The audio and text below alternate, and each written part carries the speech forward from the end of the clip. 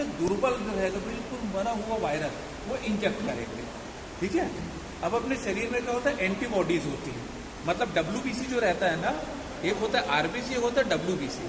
WBC क्या करता है, रेड मतलब अपन समझ रहे हैं, उसमें क्या होता है, जैसे ही कोई भी नई चीज अपने शरीर में आती है वो फट से एक्टिव हो जाता है। जैसे ऐसा समझ लीजिए, यहाँ पर पूरी पुलिस फोर्स है और जैसे कोई देखा बाहर से आदमी आ रहा है, अपन एक्टिव हो जाते हैं ना कि यार घेरा बना हुआ है, कौन आदमी बाहर से आ रहा है। ऐसे ही अपने शरीर में कुछ भी चीज नहीं जाती है तो फटाफट डब्ल्यूबीसी एक्टिव होकर अटैक करता है उस पर। अब जब उस वायरस पर अटैक होता है, दोनों लड़ते हैं, शरीर का टेम्परेचर बढ़ता है और उसी का रिजल्ट क्या होता है, फीवर आ रहा है। तो मैं कह रहा हूँ यदि फीवर आ रहा है बहुत अच्छी चीज है। इसलिए अपने यहाँ तो बच्चे लोग, छोटे बच्चे लोग हैं, जब भी अपन ले आते थे डॉक्टर बोलता था ना ये टीका लगा लो, चिंता मत करिएगा, हो सकता है फीवर है। फीवर क्यों आ रहा है, पोलियो का अपन जो करते हैं, पोलियो की खुराक मतलब क्या, या जो भी अपन जो काली खांसी, वूपिंग कफ वगैरह जो भी टीका लगाते हैं, इसका मतलब उस बीमारी को वायरस इंजेक्ट इसलिए करते हैं, लेकिन सीधे वायरस नहीं, बिल्कुल दुर्बल, ताकि अपनी उसमें जो है डब्ल्यूबीसी उसको अटैक करे। और अटैक करने का मतलब ही जो धीरे धीरे बनता है वही कहलाती है एंटीबॉडीज। पहली चीज हो गई।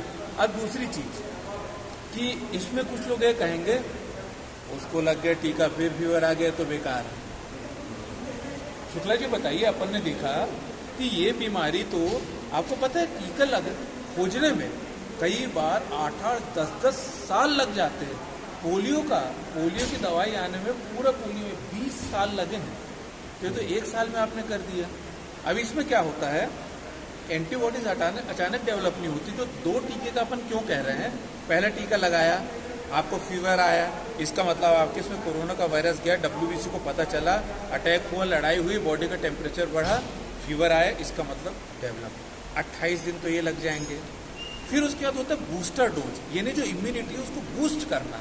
ओके, अपन ने फिर से दूसरा टीका लगाया।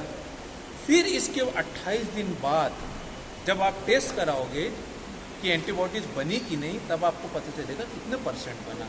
अब ये वैक्सीन भी कितनी है, एक वैक्सीन है मतलब 70% तक कारगर है, 100 में से 70 लोगों में रोकेगा। हो सकता है वो अपन ना हो, इसलिए आगे हो सकता है ऐसा करें कि आप खुद कराएं सरकार की तरफ से, अपन टेस्ट कराएं एंटीबॉडीज नहीं बनी, हो सकता है फिर से लगे। अब उसके बाद में जो लोग कह रहे हैं, तो देखिए मान लीजिए मेरा 2nd डोज भी हो गया, आपका वायरस लोड बहुत ज़्यादा है, मान लीजिए आप में कोरोना इतना ज़्यादा है कि आपके इन्फेक्ट में आपके टच में जो भी आएगा उसको कोरोना हो जाएगा, है ना। मैं वैक्सीन लगवा चुका हूँ, तो मुझे क्या होगा, मान लीजिए कभी हुआ तो इतना माइल्ड होगा कि जो लंग्स इन्फेक्शन जिसके कारण डेथ हो रही है वो नहीं होगा, हल्की से सर्दी जुकाम हुआ, फीवर भी नहीं आएगा, लेकिन अटैक नहीं। तो मेनली शुक्ला जी यही तो हो रहा है, लंग्स में हो रहा है, वेंटिलेटर और आदमी 3-4 दिन में। तो यदि मैंने लगवाया भी तो क्या होगा, हल्की सर्दी खांसी होगा या एसिम्टोमेटिक होगा। एसिम्टोमेटिक मतलब सर्दी खांसी नहीं होगी, फीवर नहीं होगी, लेकिन यदि मैं टेस्ट कराऊंगा तो हो सकता है कोरोना आए।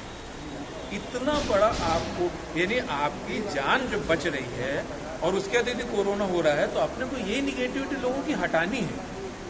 जैसे सर ने कहा ना कि हम जागे कुछ नहीं, जो सोया उसको भी जगाओ। और ये सबसे बड़ी चीज क्या है, जैसे शुक्ला जी आप देखिए हमारे कितनी बातचीत होती है, इनके सुझाव, उस समय इनका सहयोग था, डेढ़गे जी का, आपके वहां पर अपन गए, कितना लोगों ने सहयोग किया, जब जाके कंट्रोल हुआ। मजेदार चीज सुनिए, इंदौर कितना बड़ा है, सबसे पहले केस कहाँ से आए थे, टाटपट्टी वाकल